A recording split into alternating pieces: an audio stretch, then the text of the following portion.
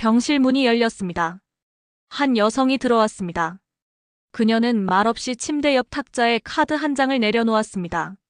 그리고 조용히 돌아섰습니다. 침대에 누워있던 남자의 동생이 황급히 물었습니다. 누구세요? 성함이라도 알려주세요. 여성은 고개만 천천히 저었습니다. 이걸로 치료부터 하세요. 성함은 언젠가 아시게 될 겁니다. 그녀가 문을 나서자 동생이 카드를 집어들었습니다. 그리고 확인한 순간 그녀는 비명을 질렀습니다. 오빠, 이거. 카드 안에는 1억 원이 들어있었습니다. 대체 누구길래? 왜 이런 돈을? 병상의 남자는 희미한 의식 속에서 중얼거렸습니다. 누구지? 내가 아는 사람인가? 이 놀라운 이야기의 전말이 궁금하시다면 잠시만 구독 버튼을 눌러주세요. 평범해 보이는 사람들의 숨겨진 선행과 은혜, 그리고 기적 같은 이야기를 매일 전해드립니다. 알림 설정까지 해두시면 놓치지 않으실 거예요. 자, 그럼 이제 시간을 되돌려 보겠습니다. 이 모든 일이 시작된 그날로. 그때는 90년대 중반이었습니다. 서울 어느 골목, 낡은 약국 앞이었습니다. 저녁 8시가 넘은 시각. 빗줄기가 거세게 쏟아지고 있었습니다. 한 소년이 약국 안을 망설이며 들여다보고 있었습니다. 10살쯤 되어 보이는 아이였습니다. 옷은 낡았고 신발은 젖어 있었습니다. 그 모습을 약사가 예리한 눈으로 지켜보고 있었습니다. 소년이 마침내 문을 열고 들어섰습니다. 그리고 진열대 앞으로 다가갔습니다. 해열제가 놓인 선반이었습니다. 약사가 물었습니다. 뭘 찾니? 소년이 떨리는 목소리로 대답했습니다. 해열제요. 약사가 반문했습니다. 돈은 있어? 소년은 대답하지 못했습니다. 그저 고개만 숙였습니다. 약사의 표정이 굳어졌습니다. 돈 없으면 나가. 여긴 자선 사업하는 데가 아니야. 하지만 소년은 움직이지 않았습니다. 그리고 순간 재빠르게 손을 뻗었습니다. 선반 위 해열제를 집어든 것입니다. 약사가 소리쳤습니다. 아, 소년이 문을 향해 뛰었습니다. 하지만 약사가 더 빨랐습니다. 입구를 막아선 약사가 소년의 팔을 붙잡았습니다. 도둑놈, 경찰 불러야겠어. 소년의 손에서 약봉지가 떨어졌습니다. 소년은 울먹이기 시작했습니다. 엄마가 아파요. 열이 40도까지 올라갔어요. 제발요. 약사는 귀를 막았습니다. 나도 장사해야 먹고 산다. 다들 그렇게 말하면 내가 어떻게 하냐? 그때였습니다. 약국 문이 열렸습니다. 한 남자가 우산을 털며 들어왔습니다. 30대 초반쯤 되어 보이는 사람이었습니다. 안경을 쓴 온화한 인상이었습니다.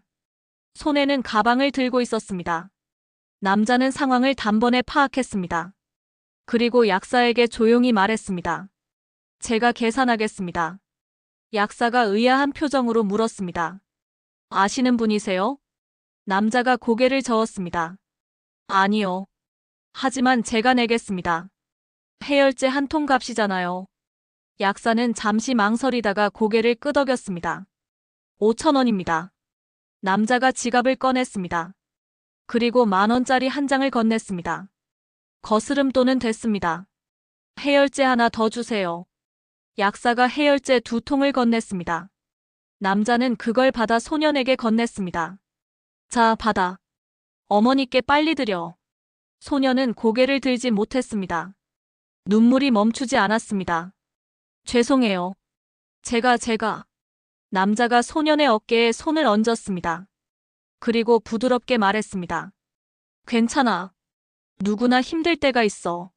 하지만 한 가지는 기억해. 사람은 가난할 수 있어도 마음만은 당당해야 한다. 훔치는 건 내 자신을 더 초라하게 만들 뿐이야. 소년이 고개를 들었습니다. 처음으로 남자를 똑바로 쳐다봤습니다. 남자는 환하게 웃고 있었습니다. 그 웃음에는 비난이 없었습니다. 따뜻함만 있었습니다. 남자가 주머니에서 명함 한 장을 꺼냈습니다. 이거 가지고 있어. 훗날 내가 어른이 되면 나한테 이 은혜를 갚아. 그때까지 건강하고 씩씩하게 자라야 해. 소년이 명함을 받았습니다. 떨리는 손으로 꼭 쥐었습니다. 명함에는 이렇게 적혀 있었습니다. 선명중학교 국어교사 유재민. 소년이 떨리는 목소리로 물었습니다. 선생님이세요? 남자가 고개를 끄덕였습니다. 응, 중학교에서 아이들을 가르치고 있어. 너도 곧 중학생이 되겠네. 소년이 대답했습니다. 내년에 초등학교 6학년이에요. 남자가 소년의 머리를 쓰다듬었습니다. 그럼 몇 년 후에는 만날 수도 있겠구나. 건강해야 해, 알았지? 소년이 힘차게 고개를 끄덕였습니다. 남자는 다시 한번 웃어주고는 약국을 나섰습니다. 빗속으로 사라져갔습니다. 소년은 한참 동안 그 자리에 서 있었습니다. 손에 쥔 명함과 해열제를 내려다봤습니다. 약사가 한숨을 쉬며 말했습니다. 좋은 분이시네. 어서 가봐, 어머니께 약 드려야지. 소년이 고개를 숙여 인사했습니다. 감사합니다. 그리고 소년도 빗속으로 뛰쳐나갔습니다. 빗줄기는 여전히 거셌습니다. 하지만 소년의 발걸음은 가벼웠습니다. 손에 쥔 명함이 젖지 않도록 품속 깊이 넣었습니다. 그날 밤, 소년은 집에 돌아와 어머니께 해열제를 드렸습니다. 그리고 명함을 꺼내 책상 서랍 깊숙이 넣었습니다. 소년은 그날을 절대 잊지 않겠다고 다짐했습니다. 언젠가 꼭 이 은혜를 갚겠다고. 하지만 소년은 아직 몰랐습니다. 그 약사 선생님도 그 누구도 몰랐습니다. 이 작은 선행이 20년 후 얼마나 큰 기적으로 돌아올지. 그날 밤은 그렇게 깊어갔습니다. 비는 새벽까지 내렸습니다. 유재민. 그는 왜 그 비 오는 날 낯선 소년을 도왔을까요? 그 답은 그의 과거에 있었습니다. 시간을 더 거슬러 올라가 보겠습니다. 70년대 말 서울 변두리의 작은 판잣집. 어린 재민이가 살고 있었습니다. 당시 그의 나이는 10살이었습니다. 집은 너무 좁았습니다. 방 하나에 부엌 하나가 전부였습니다. 화장실은 밖에 있었습니다. 아버지는 일용직 노동자였습니다. 어머니는 공장에서 일했습니다. 하루하루가 힘겨웠습니다. 그래도 재민이는 공부를 놓지 않았습니다. 저녁이면 촛불을 켰습니다. 전기가 끊긴 날이 많았기 때문입니다. 요금을 내지 못한 것이었습니다. 재민이는 촛불 앞에 앉았습니다. 낡은 교과서를 펼쳤습니다. 눈이 아플 정도로 작은 글씨들을 읽었습니다. 어머니가 걱정스럽게 말했습니다. 재민아, 눈 나빠지겠다. 그만 자거라. 재민이가 대답했습니다. 조금만 더요.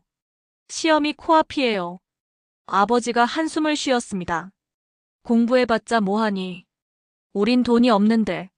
하지만 재민이는 고개를 저었습니다. 아니에요. 저는 꼭 공부할 거예요. 그래서 선생님이 될 거예요. 어머니가 물었습니다. 왜 선생님이 되고 싶은데? 재민이가 촛불을 바라보며 말했습니다. 우리 담임 선생님이요. 저한테 공책이랑 연필 사주셨어요. 제가 없어서 못 산다는 거 아시고요. 그날 선생님이 그러셨어요. 재민아, 너는 공부 잘하니까 꼭 훌륭한 사람이 되거라.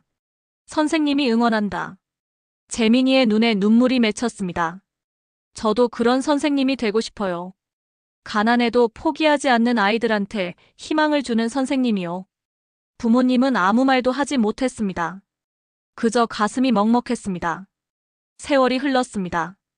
재민이는 장학금으로 고등학교를 졸업했습니다. 그리고 야간대학에 들어갔습니다. 낮에는 일했습니다.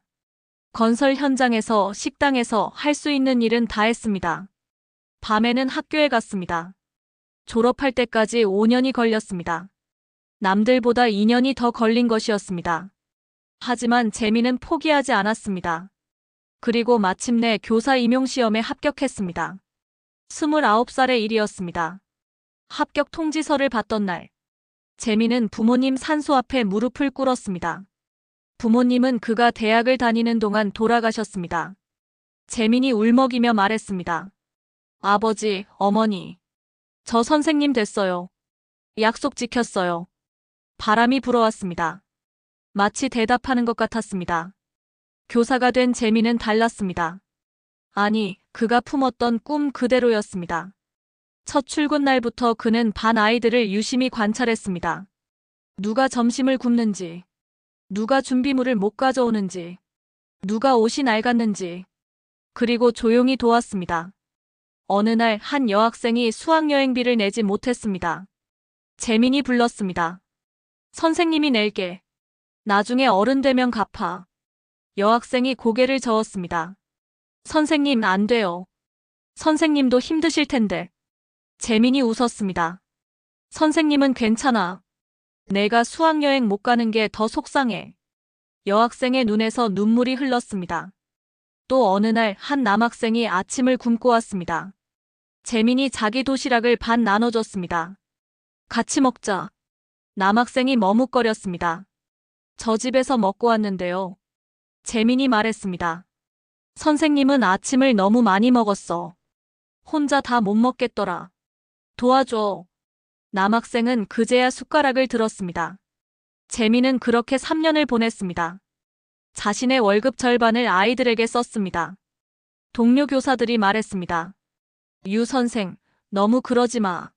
내 인생도 중요해. 결혼도 해야 하고 집도 마련해야지. 재민이 대답했습니다. 저는 괜찮습니다. 이 아이들이 더 급해요. 저야 혼자 먹고 살면 되는데 이 아이들은 가족이 있잖아요. 동료들은 고개를 저었습니다. 하지만 속으로는 존경했습니다. 그러던 어느 날 학교에 새로운 소식이 돌았습니다. 교육청에서 우수교사를 선발한다는 것이었습니다. 상금도 있었습니다. 동료들이 재민을 추천했습니다. 유 선생이 받아야 해. 이 사람만큼 헌신적인 교사는 없어. 재민은 손사래를 쳤습니다. 저는 그냥 제 일을 했을 뿐입니다. 하지만 추천서는 이미 올라갔습니다.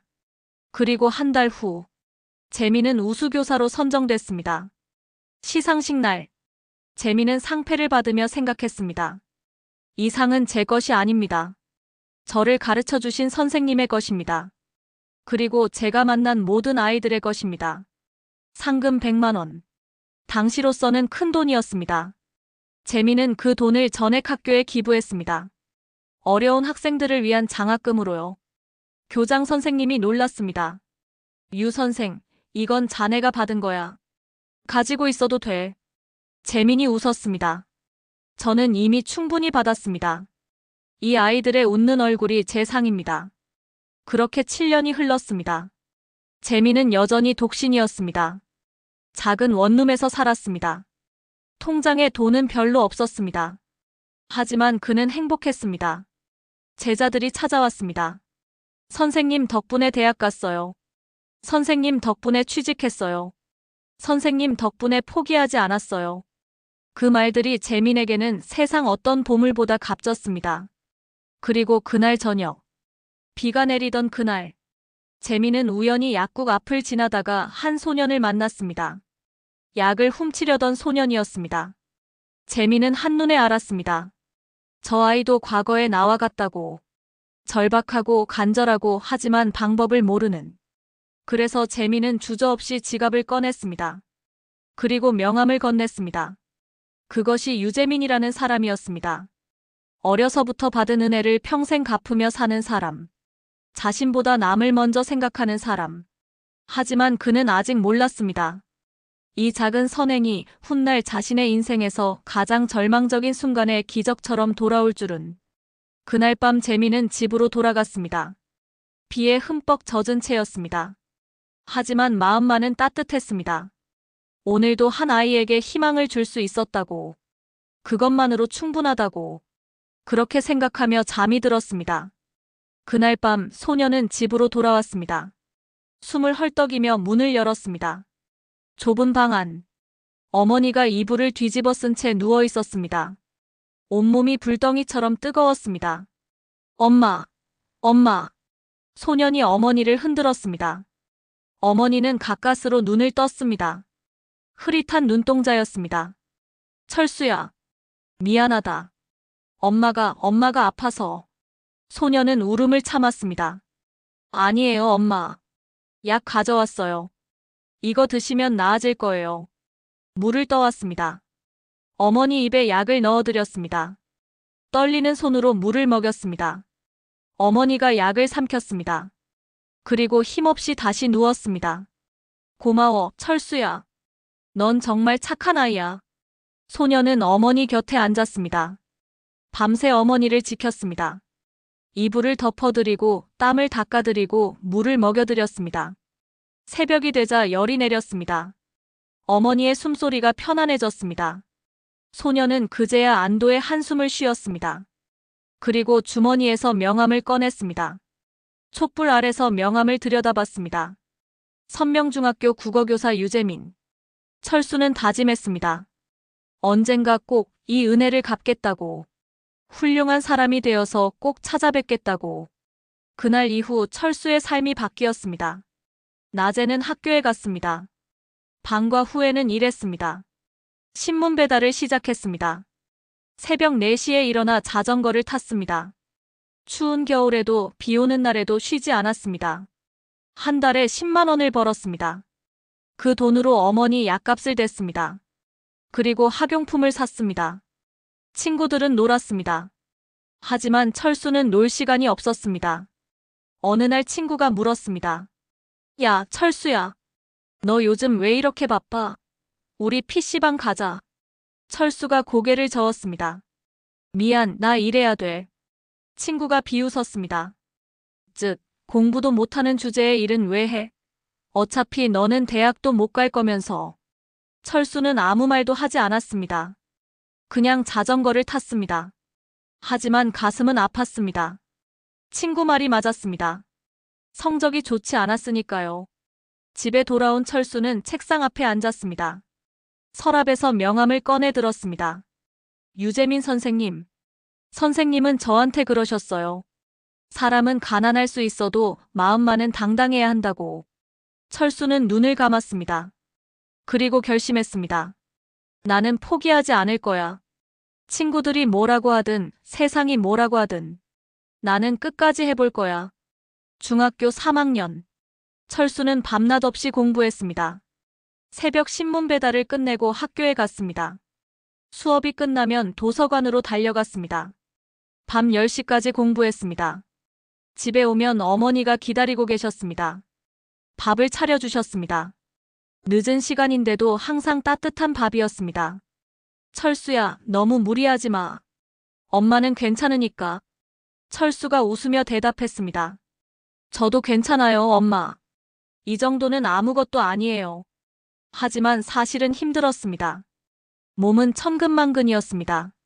눈꺼풀이 무거웠습니다. 그래도 철수는 책을 놓지 않았습니다. 그리고 마침내 고등학교 입시에서 철수는 합격했습니다. 공립고등학교였습니다. 성적은 중위권이었습니다. 하지만 철수에게는 기적이었습니다. 어머니가 눈물을 흘렸습니다. 철수야, 정말 잘했다. 우리 아들 정말 대단해. 철수도 울었습니다. 감격의 눈물이었습니다. 고등학교 3년도 지옥이었습니다. 새벽 배달은 계속됐습니다.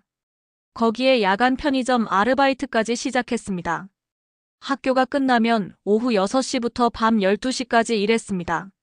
잠은 하루에 4시간이었습니다. 담임 선생님이 걱정했습니다. 철수야, 내가 이렇게 무리하면 몸이 망가진다. 조금만 쉬엄쉬엄 해라. 철수가 고개를 저었습니다. 선생님, 저는 괜찮습니다. 저한테는 쉴 시간이 없어요. 선생님이 한숨을 쉬었습니다. 내 사정을 아니까 더 마음이 아프구나. 하지만 성적은 오르지 않았습니다. 아무리 노력해도 중위권을 벗어나지 못했습니다. 철수는 절망했습니다. 어느 날 밤, 편의점에서 일하던 중이었습니다. 한 손님이 들어왔습니다. 30대 남자였습니다. 양복을 입고 있었습니다. 멋있어 보였습니다. 손님이 철수를 보며 말했습니다. 학생, 이 시간에 왜 이래? 공부는 안 하고? 철수가 대답했습니다. 집안 형편이 어려워서요. 남자가 고개를 끄덕였습니다. 나도 그랬어. 학생 때 아르바이트 엄청 했지. 철수가 놀라서 물었습니다. 그런데 어떻게 이렇게 성공하셨어요? 남자가 웃었습니다. 대학은 못 갔어. 하지만 포기하지 않았지. 기술을 배웠어. 그리고 작은 가게를 차렸어. 지금은 직원 5명 둔 사장이야. 철수의 눈이 빛났습니다. 대학 안 가도 성공할 수 있나요? 남자가 진지하게 대답했습니다. 물론이지. 중요한 건 끈기야. 포기하지 않는 마음. 그게 제일 중요해. 그날 밤 철수는 깨달았습니다. 길은 하나가 아니라고. 고등학교를 졸업한 철수는 대학에 가지 못했습니다. 예상했던 일이었습니다. 어머니가 미안해했습니다. 철수야, 엄마가 무능해서. 엄마 때문에 내가 고생하는구나. 철수가 어머니를 안았습니다. 아니에요, 엄마. 전 괜찮아요. 전 다른 길로 갈 거예요. 그리고 철수는 군대에 갔습니다. 2년의 시간. 철수는 군대에서도 포기하지 않았습니다. 틈날 때마다 기술 서적을 읽었습니다. 컴퓨터를 공부했습니다. 경영을 공부했습니다. 저녁 후 철수는 21살이었습니다. 작은 컴퓨터 수리가게에 취직했습니다. 월급은 100만 원이었습니다. 적은 돈이었습니다. 하지만 철수는 감사했습니다. 그리고 악착같이 기술을 배웠습니다. 사장이 감탄했습니다. 철수야, 너는 배우는 속도가 정말 빠르구나. 철수가 대답했습니다. 저는 시간이 없어서요. 빨리 배워야 해요. 3년 후, 철수는 돈을 모았습니다. 2천만 원이었습니다. 그리고 결심했습니다. 이제 내 가게를 차려야겠다고. 24살. 철수는 작은 컴퓨터 수리점을 열었습니다. 구석진 골목의 지하 매장이었습니다. 월세는 50만 원이었습니다. 보증금은 500만 원이었습니다. 남은 돈으로 중고 장비를 샀습니다. 그리고 간판을 달았습니다. 첫날 손님은 없었습니다. 이틀째도 없었습니다. 일주일이 지나도 손님은 한 명뿐이었습니다. 철수는 초조했습니다. 하지만 포기하지 않았습니다. 전단지를 돌렸습니다. 동네 방방곡곡을 다녔습니다. 저렴한 가격에 정직한 서비스를 약속했습니다. 한 달 후, 손님이 조금씩 늘기 시작했습니다. 철수는 밤을 새워 일했습니다. 수리를 완벽하게 했습니다. 손님들이 만족했습니다. 입소문이 났습니다. 1년 후, 철수의 가게는 동네에서 유명해졌습니다. 직원 한 명을 뽑았습니다. 2년 후, 매장을 확장했습니다. 직원이 3명이 됐습니다. 5년 후, 철수는 30살이 됐습니다. 이제 제법 안정적인 사업가가 됐습니다. 하지만 철수는 만족하지 않았습니다. 더 큰 꿈이 있었습니다. 그리고 무엇보다 아직 갚지 못한 은혜가 있었습니다. 철수는 매일 밤 서랍을 열었습니다. 그리고 그 명함을 꺼내 들었습니다. 20년이 지난 명함. 낡고 바랬지만 글씨는 여전히 선명했습니다. 유재민 선생님, 이제 저도 조금씩 성공하고 있습니다. 하지만 아직은 아닙니다. 아직 선생님을 찾아뵐 만큼은 아닙니다. 조금만 더 기다려주세요. 제가 정말 훌륭한 사람이 될 때까지. 철수는 명함을 다시 서랍에 넣었습니다. 그리고 내일을 준비했습니다. 더 열심히 일하기 위해서, 더 큰 사람이 되기 위해서. 그렇게 철수의 삶은 계속됐습니다. 세월은 흘러 2000년대 중반. 유재민은 50대 중반이 됐습니다. 그는 더 이상 교사가 아니었습니다. 10년 전 재민은 중대한 결심을 했습니다. 교직을 그만두고 사업을 시작한 것이었습니다. 이유는 단순했습니다. 더 많은 사람을 도울 수 있다고 믿었기 때문입니다. 교사로서는 한반 학생들만 도울 수 있었습니다. 하지만 사업가가 된다면 직원들을 고용하고 그 가족들까지 먹여 살릴 수 있었습니다. 그래서 재민은 퇴직금을 받았습니다. 4천만 원이었습니다. 평생 모은 저축 2천만 원을 더했습니다. 그리고 작은 제조업체를 차렸습니다. 사무용품을 만드는 회사였습니다. 처음에는 힘들었습니다. 주문이 끊겼습니다. 직원들 월급도 밀렸습니다. 하지만 재민은 포기하지 않았습니다. 직접 영업을 뛰었습니다. 밤새 제품을 개선했습니다. 그리고 5년 후, 회사는 안정됐습니다. 직원이 20명이 됐습니다. 재민은 행복했습니다. 급여는 정확히 지급했습니다. 명절 상여금도 챙겼습니다. 직원들의 경조사도 빠짐없이 챙겼습니다. 직원들이 말했습니다. 사장님, 정말 감사합니다. 이런 회사 처음이에요. 재민이 웃었습니다. 우리는 가족이잖아. 당연한 거야. 그런데 어느 날, 한 남자가 찾아왔습니다. 정장을 말끔하게 차려입은 40대 남자였습니다. 명함을 내밀었습니다. 투자 컨설팅 회사 대표였습니다. 남자가 말했습니다. 유 사장님, 제가 좋은 제안이 있어서 왔습니다. 사장님 회사 정말 잘 운영하시더군요. 하지만 지금보다 10배는 키울 수 있습니다. 재민이 고개를 가로저었습니다. 저는 지금이 좋습니다. 무리하게 확장할 생각 없어요. 남자가 웃었습니다. 사장님, 제 말 들어보세요. 저희가 투자자를 연결해 드립니다. 50억 원 투자 유치 가능합니다. 그럼 직원도 100명으로 늘리고 공장도 확장하고. 상상해 보세요. 재미는 솔깃했습니다. 직원이 100명이면 100가정을 먹여 살릴 수 있다는 뜻이었습니다. 남자가 계속 말했습니다. 투자 성공률 98%입니다. 저희가 작년에만 30개 기업 성공시켰어요. 사장님 같은 분이라면 100% 성공입니다. 재민이 망설였습니다. 하지만 위험하지 않을까요? 남자가 단호히 말했습니다. 전혀요. 저희가 모든 걸 책임집니다. 계약서도 완벽하게 작성되고요. 재민은 이틀을 고민했습니다. 그리고 결국 서명했습니다. 계약금으로 3천만 원을 냈습니다. 한 달 후, 남자가 다시 찾아왔습니다. 좋은 소식입니다. 투자자를 찾았어요. 근데 조건이 하나 있습니다. 사장님이 추가로 2천만 원만 더 투자하시면 투자 금액을 70억으로 올려주신대요. 재민은 놀랐습니다. 70억이요? 그렇습니다. 이 기회를 놓치시면 안 됩니다. 재민은 대출을 받았습니다. 2천만 원을 더 냈습니다. 또 한 달이 지났습니다. 남자가 또 왔습니다. 투자자가 마지막 확인을 원합니다. 사장님의 성의를 보고 싶다고. 1천만 원만 더 부탁드립니다. 재민은 불안해지기 시작했습니다. 하지만 이미 5천만 원을 넣은 상태였습니다. 지금 포기하면 그 돈이 날아갑니다. 결국 1천만 원을 더 냈습니다. 차를 팔아서 마련한 돈이었습니다.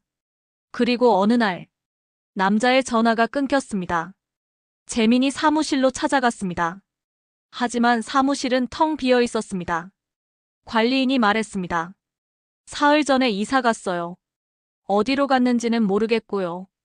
재민은 그제야 깨달았습니다. 사기를 당한 것이었습니다. 경찰에 신고했습니다. 하지만 돌아온 답은 절망적이었습니다. 형사가 말했습니다. 유 사장님, 이런 사기가 요즘 엄청 많아요. 계좌 추적해봤는데 이미 해외로 빠져나갔습니다. 찾기 어려울 것 같습니다. 재민은 주저앉았습니다. 6천만 원. 평생 모은 돈이었습니다. 하지만 재민의 악몽은 거기서 끝나지 않았습니다. 회사 운영 자금이 부족해졌습니다. 투자금을 기대하고 미리 원자재를 주문해둔 상태였습니다. 납품업체가 돈을 요구했습니다. 재민은 집을 담보로 대출을 받았습니다. 2억 원이었습니다. 그 돈으로 거우거우 버텼습니다. 하지만 경제 상황이 나빠졌습니다. 주문이 줄었습니다. 대금 회수가 안 됐습니다. 직원 월급날이 다가왔습니다. 재민은 통장을 확인했습니다. 돈이 부족했습니다. 재민은 눈물을 흘렸습니다. 평생 처음으로 직원들 월급을 못 주게 생겼습니다. 재무팀장이 찾아왔습니다. 사장님, 이번 달은 정말 어렵습니다. 한 달만 월급을 늦춰도 될까요? 재민이 고개를 저었습니다. 안 돼. 직원들은 그 돈으로 생활하는데 어떻게 늦춰? 그럼 어떻게 하시겠습니까? 재민은 결심했습니다. 그날 저녁 부동산에 전화했습니다. 집을 내놓았습니다. 금매로 팔았습니다. 한 달 만에 집이 팔렸습니다. 시세보다 5천만 원 싸게 팔렸습니다. 하지만 재민은 신경 쓰지 않았습니다. 그 돈으로 직원들 월급을 줬습니다. 직원들은 몰랐습니다. 사장이 집을 팔았다는 것을. 재민은 작은 월세방으로 이사했습니다. 동생이 찾아왔습니다. 오빠, 이게 무슨 짓이야? 집을 왜 팔아? 재민이 조용히 말했습니다. 직원들 월급 줘야지. 동생이 울었습니다. 오빠는 왜 이렇게 바보같이 살아? 직원들이 뭔데? 오빠 인생은 어쩌고? 재민이 웃었습니다. 제희야, 나는 괜찮아. 그 사람들에겐 가족이 있어. 나는 혼자니까 견딜 수 있어. 동생은 더 이상 말하지 못했습니다. 하지만 상황은 나아지지 않았습니다. 석 달 후, 재민은 결국 회사 문을 닫았습니다. 더 이상 버틸 수가 없었습니다. 마지막 날, 직원들이 모였습니다. 모두 울고 있었습니다. 사장님, 정말 감사했습니다. 마지막 순간까지 월급 챙겨주셔서. 재민은 고개를 숙였습니다. 미안해. 내가 무능해서. 더 좋은 회사로 만들지 못해서. 아닙니다, 사장님. 사장님은 최고였어요. 우린 평생 사장님을 잊지 않을 겁니다. 직원들이 하나둘 떠났습니다. 재민은 텅 빈 사무실에 혼자 남았습니다. 모든 것이 끝났습니다. 그로부터 6개월 후, 재민은 작은 방에 누워 있었습니다. 몸이 아팠습니다. 극심한 스트레스 때문이었습니다. 병원에 가지 못했습니다. 돈이 없었습니다. 건강보험료도 밀린 상태였습니다. 동생이 매일 찾아왔습니다. 밥을 챙겨주고 약을 사다 줬습니다. 하지만 재민의 상태는 점점 나빠졌습니다. 어느 날, 재민은 쓰러졌습니다. 동생이 구급차를 불렀습니다. 병원으로 실려갔습니다. 검사 결과가 나왔습니다. 의사가 심각한 표정으로 말했습니다. 췌장에 문제가 있습니다. 당장 큰 수술이 필요합니다. 비용은 약 8천만 원 정도입니다. 동생이 비명을 질렀습니다. 8천만 원이요? 그런 돈 어디 있어요? 의사가 한숨을 쉬었습니다. 최대한 빨리 하셔야 합니다. 늦어지면 생명이 위험합니다. 재민은 병상에 누워 천장을 바라봤습니다. 눈물이 흘렀습니다. 평생 선하게 살려고 노력했습니다. 남을 먼저 생각하며 살았습니다.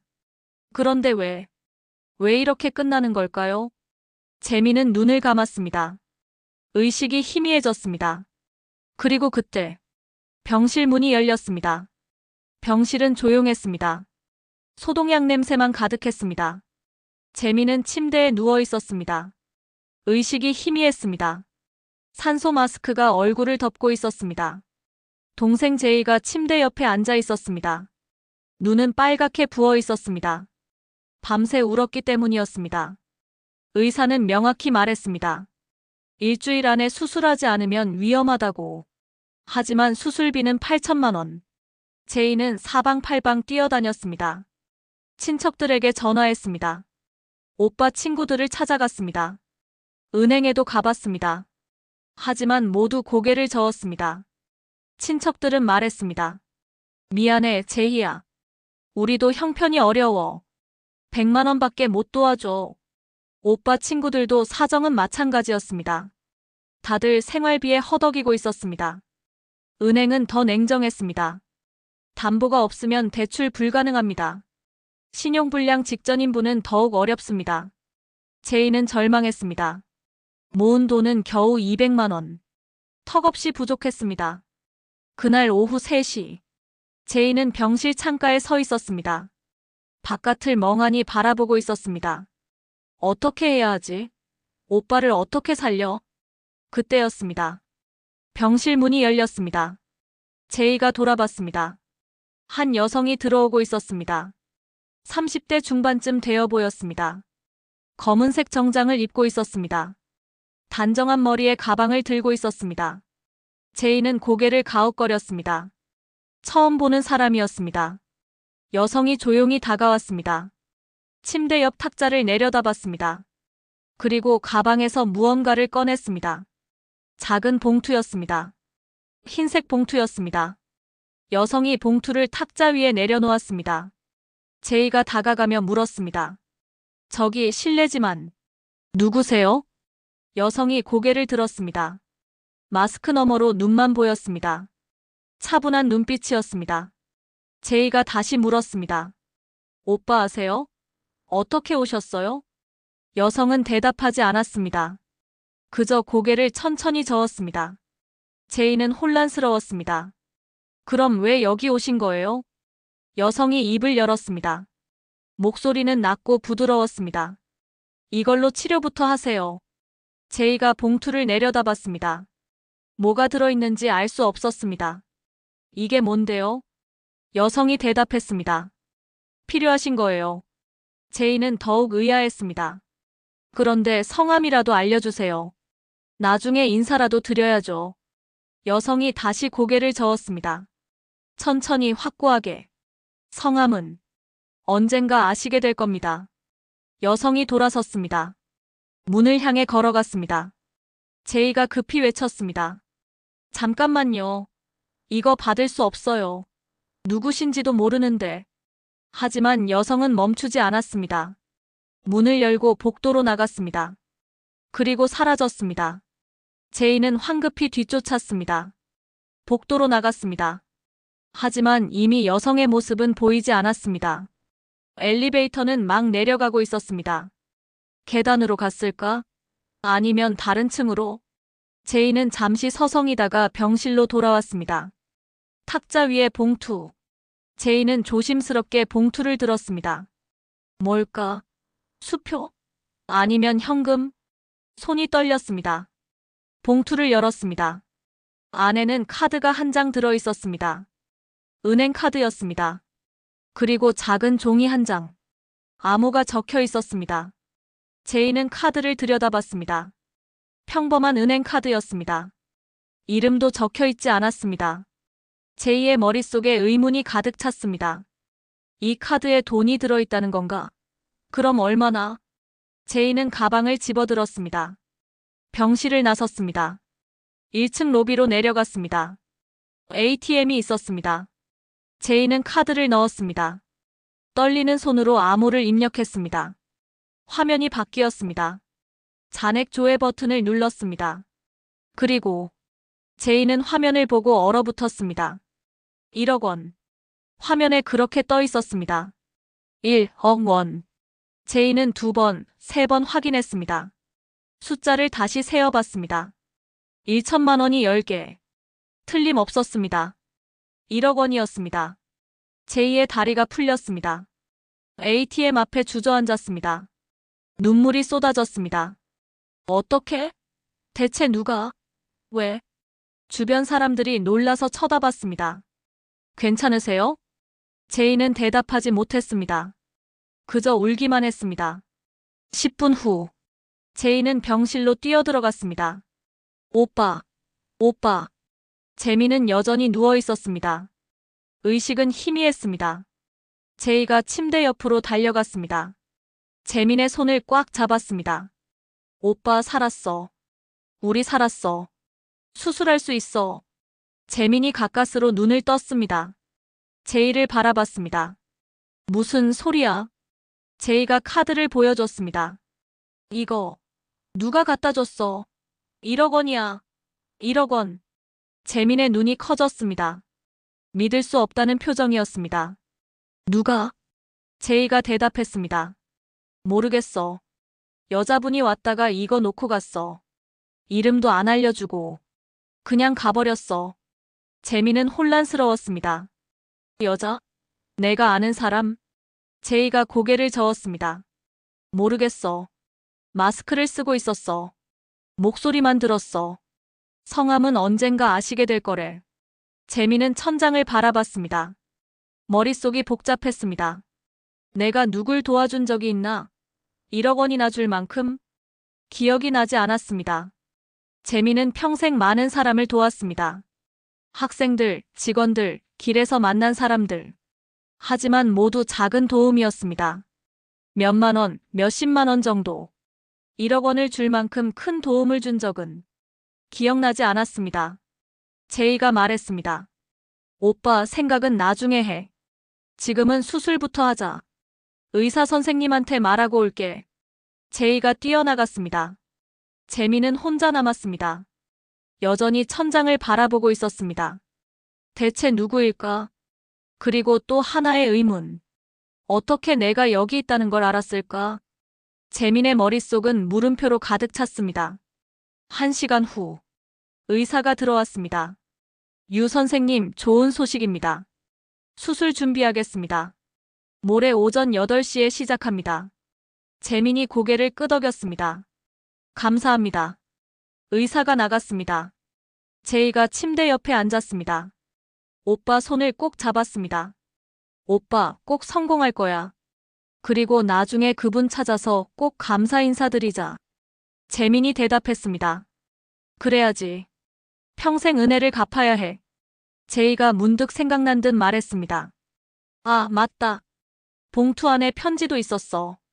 재민이 놀랐습니다. 편지? 응. 작은 종이 한 장. 카드 암호만 있는 줄 알았는데 뒤쪽에 뭔가 더 적혀 있더라. 재민이 다급히 물었습니다. 뭐라고 적혀 있었어? 제이가 가방에서 종이를 꺼냈습니다. 펼쳐서 읽었습니다. 잠깐. 이건 암호 말고. 뒤에. 제이의 목소리가 떨렸습니다. 오빠. 이거. 편지야. 재민이 손을 뻗었습니다. 종이를 달라고. 제이가 종이를 건넸습니다. 재민은 떨리는 손으로 종이를 펼쳤습니다. 뒷면을 봤습니다. 거기에는 손글씨로 짧은 글이 적혀 있었습니다. 재민의 눈이 글자를 따라갔습니다.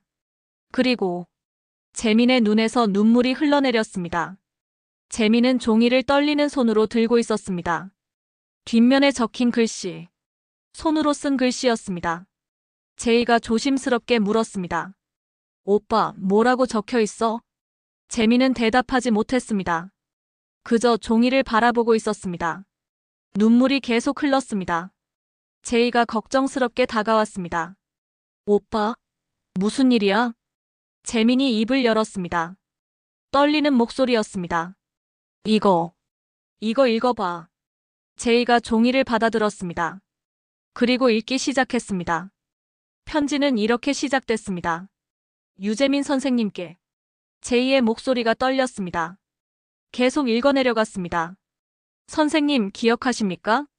20년 전 비 오던 어느 날 저녁 낡은 약국 앞에서 약을 훔치려던 한 소년을.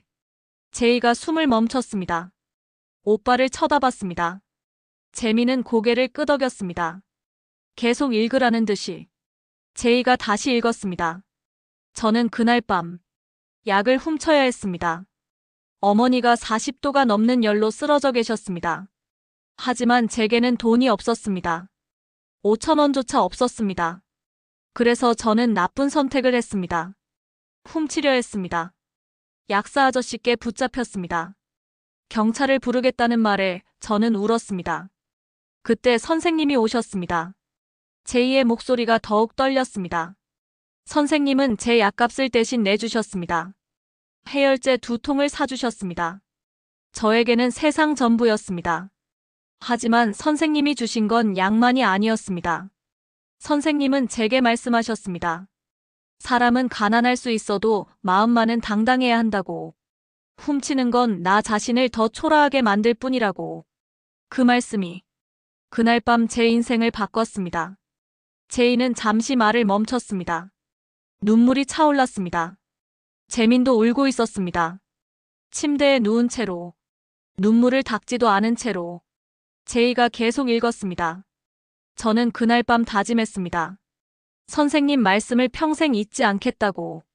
당당하게 살겠다고. 언젠가 꼭 이 은혜를 갚겠다고. 선생님이 주신 명함. 20년 동안 간직했습니다.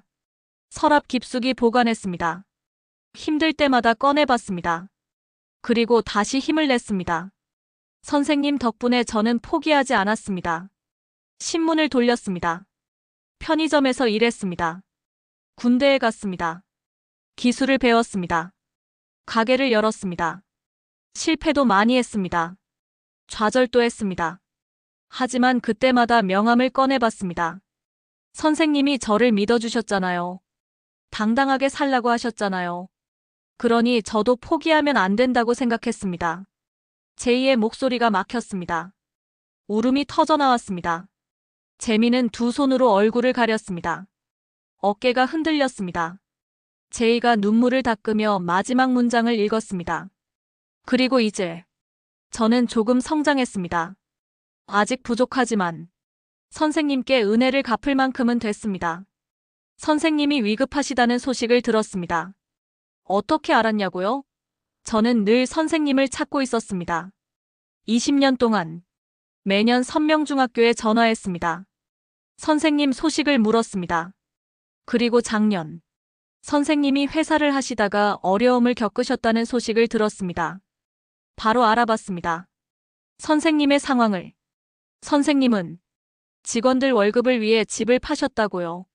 마지막까지 직원들을 지키셨다고요. 그리고 병까지 얻으셨다고요. 선생님, 왜 그렇게 사셨어요? 왜 당신 자신은 챙기지 않으셨어요? 하지만 동시에 저는 알았습니다. 이것이 선생님이구나. 20년 전 그날 밤 낯선 소년을 위해 지갑을 여셨던 그분이 여전히 그렇게 살고 계시는구나. 선생님, 이제는 제가 선생님을 도울 차례입니다. 이 돈으로 치료부터 받으세요. 수술 받으시고 건강 회복하세요. 그것만이 제 바람입니다. 저는 아직 선생님 앞에 설 용기가 없습니다. 언젠가 제가 정말로 훌륭한 사람이 됐을 때 그때 당당하게 찾아뵙겠습니다. 그때까지 부디 건강하세요. 20년 전 그날 밤 약국 앞에서 선생님을 만난 그 소년 올림. 편지가 끝났습니다. 병실은 고요했습니다. 제2의 흐느낌만 들렸습니다. 재민은 여전히 얼굴을 가리고 있었습니다. 눈물이 손가락 사이로 흘렀습니다. 한참이 지나서야 재민이 손을 내렸습니다. 눈은 빨갛게 충혈돼 있었습니다. 하지만 그 안에는 빛이 있었습니다. 제희야. 응, 오빠. 나 기억나. 그 아이.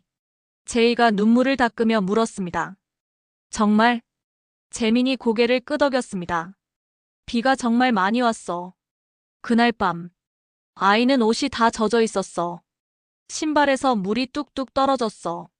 손은 얼마나 떨리던지 약을 제대로 잡지도 못했어. 눈물을 참으려고 입술을 깨물고 있었어. 나는 그 눈을 잊을 수가 없어. 절박함과 두려움, 그리고 미안함이 섞인 눈. 재민이 천장을 바라봤습니다. 그래서 나는 주저하지 않았어. 당연히 도와줘야 한다고 생각했어. 그냥 내 일 중 하나였어. 그런데 그 아이가 20년 동안 나를 기억하고 있었다니. 제이가 물었습니다. 오빠, 그 아이 어떻게 오빠가 여기 있는 걸 알았을까? 재민이 대답했습니다. 편지에 나와 있잖아.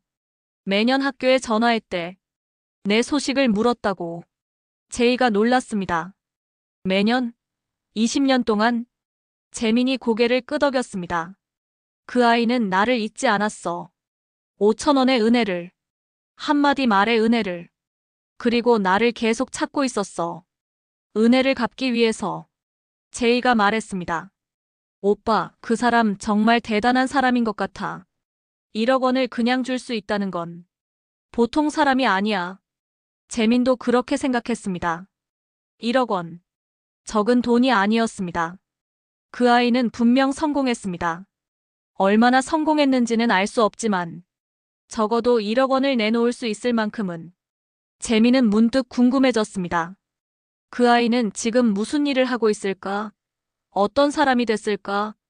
편지에는 구체적인 내용이 없었습니다. 그저 조금 성장했다는 말뿐.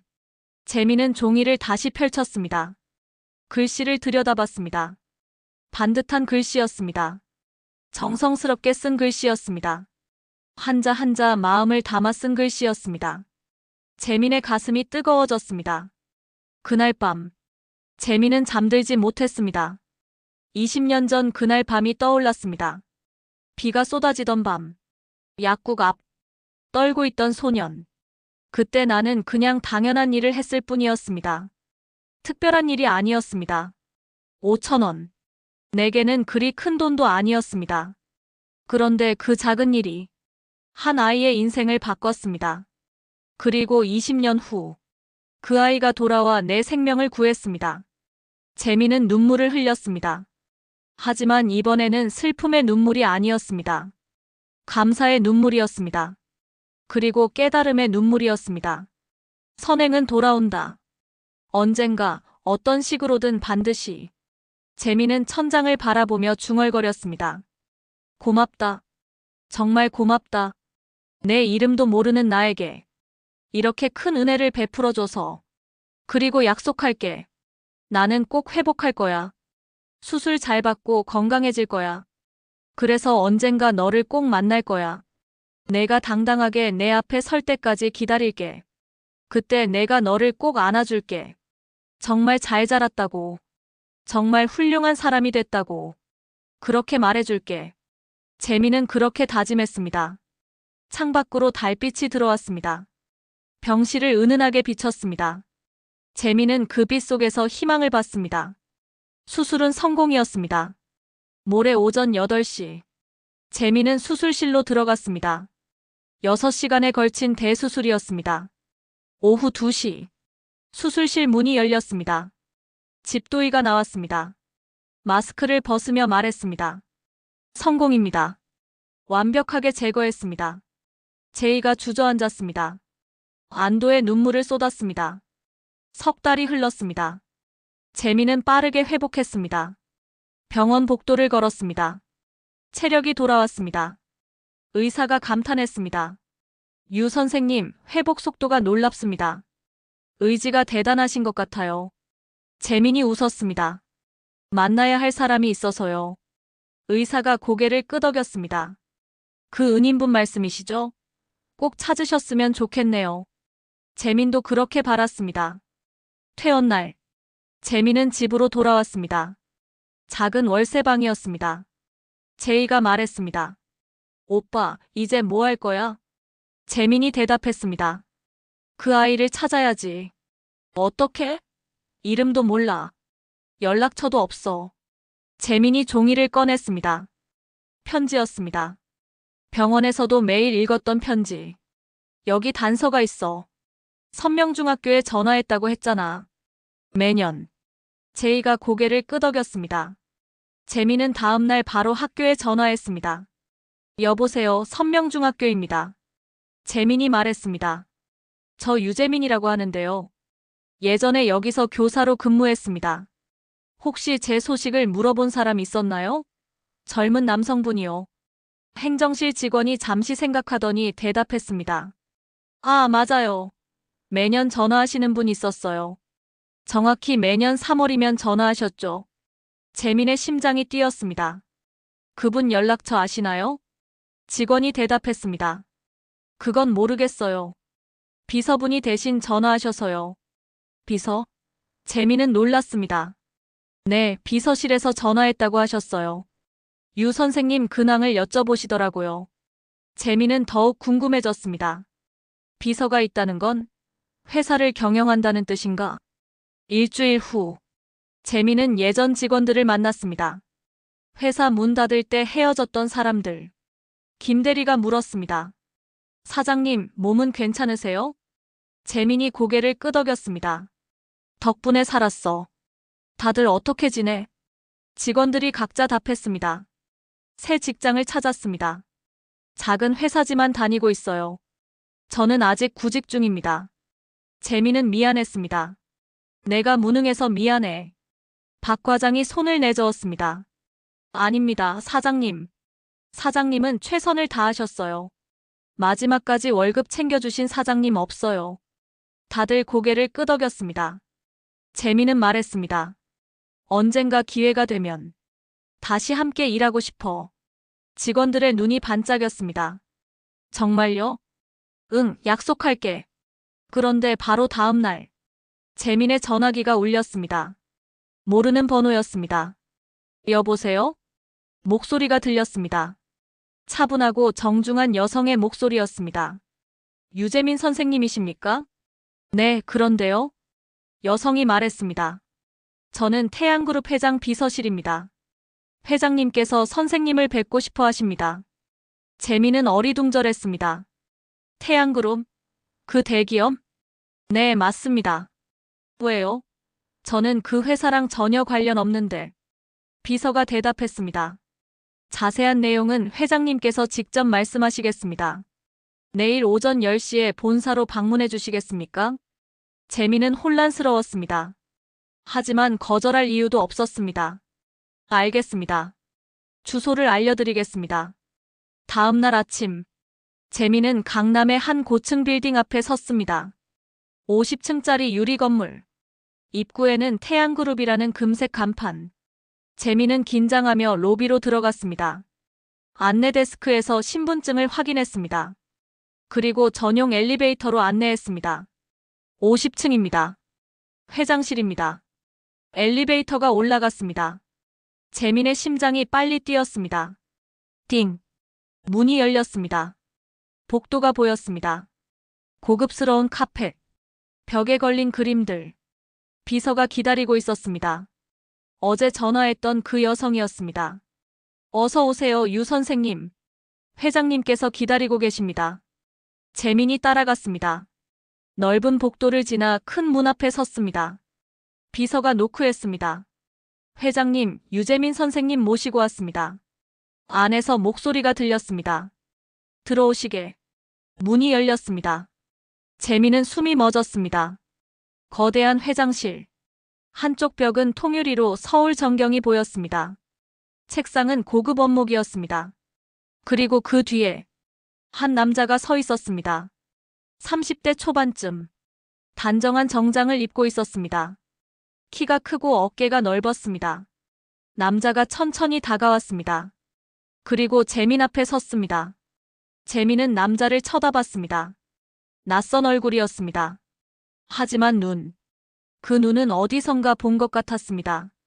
남자가 입을 열었습니다. 목소리가 떨렸습니다. 선생님, 20년 만입니다. 재민의 눈이 커졌습니다. 남자가 계속 말했습니다. 저, 기억하십니까? 비 오던 그날 밤, 약을 훔치려던 소년. 재민은 말을 잃었습니다. 남자가 웃었습니다. 눈가에 눈물이 맺혔습니다. 제가 그 소년입니다. 이철수입니다. 재민의 손이 떨렸습니다. 입술이 파르르 떨렸습니다. 철수? 그 아이가? 철수가 고개를 끄덕였습니다. 그리고 깊이 허리를 숙였습니다. 선생님, 살려주셔서 감사합니다. 제 어머니를 살려주시고 제 인생을 바꿔주셔서 정말 감사합니다. 재민은 철수에게 달려갔습니다. 철수를 꼭 안았습니다. 그리고 울었습니다. 목 놓아 울었습니다. 철수도 울었습니다. 재민의 등을 토닥였습니다. 선생님, 괜찮으세요? 이제 괜찮으세요? 재민이 대답했습니다. 너 내가 정말 이렇게 컸구나. 이렇게 훌륭하게. 철수가 말했습니다. 선생님 덕분입니다. 전부 선생님 덕분이에요. 재민이 철수를 바라봤습니다. 눈물을 닦으며 물었습니다. 너 여기 회장이라고? 철수가 고개를 끄덕였습니다. 5년 전에 회장이 됐습니다. 태양그룹 회장. 직원은 2,000명입니다. 재민은 믿을 수 없었습니다. 그 작은 소년이 대기업 회장이 됐다니. 철수가 말했습니다. 선생님, 앉으세요. 말씀드릴 게 있습니다. 재민이 소파에 앉았습니다. 철수도 마주 앉았습니다. 철수가 서류 봉투를 꺼냈습니다. 재민에게 건넸습니다. 이게 뭐니? 열어보세요. 재민이 봉투를 열었습니다. 안에는 서류들이 들어있었습니다. 재민이 첫 장을 읽었습니다. 그리고 눈이 휘둥그레졌습니다. 이건 철수가 설명했습니다. 선생님의 회사입니다. 제가 인수했습니다. 폐업 직후에요. 재민이 믿을 수 없다는 표정으로 물었습니다. 내 회사를? 왜? 철수가 대답했습니다. 되살리려고요. 선생님이 그렇게 아끼시던 회사, 직원들과 함께 일하시던 회사, 다시 열 겁니다. 재민의 손이 떨렸습니다. 철수가 계속 말했습니다. 공장은 이미 확보했습니다. 원자재 공급처도 다시 계약했습니다. 그리고 직원들. 철수가 인터폰을 눌렀습니다. 들어오시게. 문이 열렸습니다. 그리고 재민은 울음을 터뜨렸습니다. 김대리, 박 과장, 이 팀장. 예전 직원들이 줄지어 들어왔습니다. 20명 전부였습니다.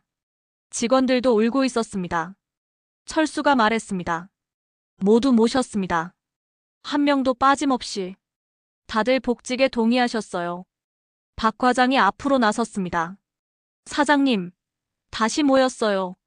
우리 다시 시작해요. 재미는 말을 잃었습니다. 그저 고개를 숙이고 울었습니다. 철수가 재민의 어깨를 잡았습니다. 선생님, 20년 전 선생님이 제게 주신 것, 저는 평생 갚을 수 없습니다. 하지만 이것만큼은 하고 싶었어요. 선생님이 지키려 했던 것, 선생님이 사랑했던 것, 다시 살려내고 싶었어요. 재민이 철수를 바라봤습니다. 눈물로 범벅이 된 얼굴이었습니다. 고맙다. 정말 고맙다. 철수가 환하게 웃었습니다. 그 웃음은 20년 전 그날 밤, 비 맞으며 약을 쥐고 있던 소년의 웃음이었습니다. 하지만 이제는 당당했습니다. 떳떳했습니다. 선생님 말씀 기억하세요? 사람은 가난할 수 있어도 마음만은 당당해야 한다고. 저 이제 당당합니다. 선생님 앞에 설 수 있습니다. 재민이 고개를 끄덕였습니다. 그리고 철수를 다시 안았습니다. 정말 잘 자랐다. 정말 훌륭한 사람이 됐어. 철수도 재민을 꼭 안았습니다. 창밖으로 햇살이 쏟아졌습니다. 50층 창문 너머 서울의 하늘이 펼쳐졌습니다. 끝없이 파란 하늘이었습니다. 석 달이 흘렀습니다. 봄이었습니다. 벚꽃이 피는 4월. 공장 앞에 현수막이 걸렸습니다. 유재민 제조 재개업. 직원들이 분주히 움직였습니다. 기계를 점검했습니다. 원자재를 정리했습니다. 모두의 얼굴에 웃음이 가득했습니다. 재민은 공장 한가운데 서 있었습니다. 익숙한 기계들, 익숙한 냄새, 익숙한 소리들, 모든 것이 돌아왔습니다. 박 과장이 다가왔습니다. 사장님, 첫 주문 들어왔습니다. 재민의 눈이 빛났습니다. 정말? 네. 1000개 주문이요. 다음 주까지 납품하면 됩니다. 재민이 주먹을 불끈 쥐었습니다. 좋아. 다들 시작하자. 직원들이 환호했습니다. 기계가 돌아가기 시작했습니다. 공장에 활기가 돌았습니다. 점심시간. 철수가 공장을 방문했습니다. 정장 대신 캐주얼한 옷을 입고 있었습니다. 선생님. 재민이 반갑게 맞았습니다. 철수야, 어떻게 왔어? 철수가 웃었습니다. 첫 출발인데 당연히 와야죠. 어때요, 돌아가니까? 재민이 고개를 끄덕였습니다. 꿈만 같아. 정말 꿈만 같아. 철수가 공장을 둘러봤습니다. 새 기계들. 정돈된 작업장. 웃고 있는 직원들. 선생님, 이번엔 꼭 성공하실 거예요. 재민이 물었습니다. 내가 투자한 돈. 언제쯤 갚을 수 있을까? 철수가 손을 내저었습니다. 선생님, 그 말씀 마세요. 이건 투자가 아니라 감사의 표시예요. 아니야. 투자는 투자야. 나는 갚을 거야. 철수가 재민을 바라봤습니다. 역시 선생님이시네요. 당당하시네요. 재민이 웃었습니다. 내가 가르쳐줬잖아. 사람은 마음만은 당당해야 한다고. 철수도 웃었습니다. 그건 선생님이 저한테 하신 말씀인데요. 둘이 함께 웃었습니다. 오후 3시. 철수가 재민에게 말했습니다. 선생님, 같이 갈 곳이 있습니다. 어디? 중요한 곳이에요. 따라오세요. 재민은 철수를 따라 차에 올랐습니다. 고급 승용차였습니다. 차는 서울 외곽으로 향했습니다. 1시간을 달렸습니다. 한적한 마을에 도착했습니다. 깔끔한 주택들이 늘어서 있었습니다. 철수가 한 집 앞에서 차를 세웠습니다. 작지만 예쁜 2층 집이었습니다. 정원에 꽃이 가득했습니다. 여기가 어디니? 철수가 대답했습니다. 제 어머니 집입니다. 재민의 가슴이 뛰었습니다. 어머니? 네. 선생님을 뵙고 싶어 하세요. 철수가 문을 열었습니다. 재민이 따라 들어갔습니다. 거실은 따뜻했습니다. 햇살이 가득 들어왔습니다. 소파에 한 여성이 앉아 있었습니다. 60대 초반쯤. 머리는 희끗희끗했지만 얼굴은 건강해 보였습니다. 여성이 재민을 보자 일어섰습니다. 그리고 천천히 다가왔습니다. 선생님, 선생님이시죠? 재민이 고개를 끄덕였습니다. 여성의 눈에서 눈물이 흘렀습니다. 손을 모아 재민에게 절했습니다. 깊이, 깊이. 감사합니다. 제 아들을 살려주셔서, 제 가족을 살려주셔서, 정말, 정말 감사합니다. 재민도 눈물이 났습니다. 일으켜 세우려 했습니다. 아닙니다, 어머님. 제가 한 건 아무것도 아니에요. 여성이 고개를 저었습니다. 아니에요. 선생님이 안 계셨으면 저희는 없었어요. 그날 밤, 제가 40도 열로 쓰러져 있었을 때, 이 아이가 울면서 약을 가져다 줬어요. 그 약을 먹고 저는 살았어요. 그리고 이 아이는 그날 이후 변했어요. 매일 선생님 말씀을 했어요. 엄마, 나 당당하게 살 거야. 나 포기 안 할 거야. 그 말을 얼마나 많이 들었는지 몰라요. 여성이 재민의 손을 잡았습니다. 선생님, 선생님이 제 아들한테 심어주신 것. 그게 이 아이를 여기까지 오게 했어요. 재민은 말문이 막혔습니다. 철수가 어머니 옆으로 갔습니다. 어머니 어깨를 감쌌습니다. 엄마, 우리 선생님 힘들게 하지 마. 어머니가 웃으며 눈물을 닦았습니다. 그래, 미안해. 소파에 앉았습니다. 네 사람이 함께. 어머니가 차를 내왔습니다. 직접 끓인 보리차였습니다. 재민이 차를 마시며 물었습니다. 어머님은 어떻게 지내세요? 어머니가 대답했습니다. 행복해요. 이 아이 덕분에 정말 행복해요. 이렇게 좋은 집에서 살고 건강하게 지내고 있어요. 철수가 말했습니다. 어머니가 제일 자랑스러워 하시는 게 뭔지 아세요? 뭔데? 제가 매년 선생님 소식을 물어봤다는 거요. 어머니한테 말씀드렸거든요. 은혜를 잊으면 안 된다고. 어머니가 고개를 끄덕였습니다. 맞아요. 이 아이는 정말 그렇게 살았어요. 은혜를 절대 잊지 않는 아이예요. 재민은 가슴이 벅찼습니다. 저녁이 됐습니다. 어머니가 음식을 차렸습니다. 정성스러운 저녁 식사였습니다. 넷이 함께 밥을 먹었습니다. 재민, 제이, 철수, 어머니. 오랜만에 느끼는 가족의 따뜻함이었습니다. 식사 후, 철수가 재민과 제이를 정원으로 안내했습니다. 하늘에는 별이 가득했습니다. 도시에서는 볼 수 없는 별들이었습니다. 철수가 말했습니다. 선생님, 제가 성공할 수 있었던 이유. 돈 때문이 아니었어요. 능력 때문도 아니었어요. 그럼 뭐 때문이었는데? 철수가 하늘을 보며 대답했습니다. 선생님이 심어주신 희망 때문이었어요. 20년 전 그날 밤, 선생님은 제게 희망을 주셨어요. 세상에는 좋은 사람이 있다는 것. 어려울 때 손 내밀어주는 사람이 있다는 것. 그리고 나도 그런 사람이 될 수 있다는 것. 그 희망이 저를 여기까지 오게 했습니다. 재민은 철수의 어깨를 잡았습니다. 너는 정말 훌륭한 사람이 됐어. 철수가 재민을 바라봤습니다. 선생님, 이제 제가 부탁할게요. 선생님도 다시 일어나세요. 회사 잘 키우세요. 그리고 또 다른 사람들에게 희망을 주세요. 선생님이 그렇게 사셨잖아요. 이제 다시 그렇게 사세요. 재민이 고개를 끄덕였습니다. 그래. 그렇게 할게. 철수가 웃었습니다. 그리고 선생님, 또 하나 약속해 주세요. 뭐?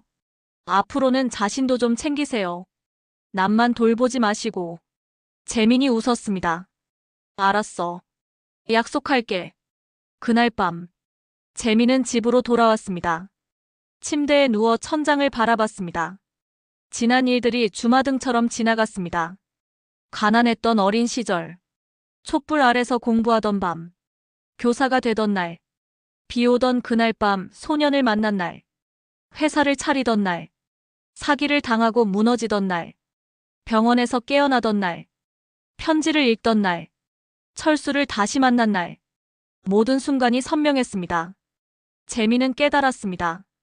인생은 돌고 돈다는 것을, 선행은 반드시 돌아온다는 것을, 작은 친절이 누군가의 인생을 바꿀 수 있다는 것을. 재민은 눈을 감았습니다. 그리고 속삭였습니다. 감사합니다. 나에게 이런 기적을 주셔서. 나에게 이런 사람을 만나게 해주셔서. 창밖으로 달빛이 들어왔습니다. 은은한 빛이 방을 채웠습니다. 재민은 평화로운 얼굴로 잠들었습니다. 다음 날 아침, 재민은 공장으로 출근했습니다. 직원들이 반갑게 맞았습니다. 기계가 돌아갔습니다. 제품이 만들어졌습니다. 웃음소리가 가득했습니다. 점심시간, 재민은 밖으로 나왔습니다. 햇살을 받으며 하늘을 올려다봤습니다. 파란 하늘, 흐르는 구름, 따뜻한 봄바람. 모든 것이 새로웠습니다. 모든 것이 감사했습니다. 재민은 주머니에서 오래된 명함을 꺼냈습니다. 20년 전 철수에게 줬던 그 명함. 철수가 어머니 집에서 돌려준 명함. 닳고 바랬지만 여전히 소중했습니다. 재민은 명함을 다시 주머니에 넣었습니다. 그리고 다짐했습니다. 나는 다시 시작할 거야. 더 많은 사람을 도우며 살 거야. 작은 친절을 나누며 살 거야. 왜냐하면 이제 나는 알거든. 그 작은 친절이 얼마나 큰 힘이 되는지.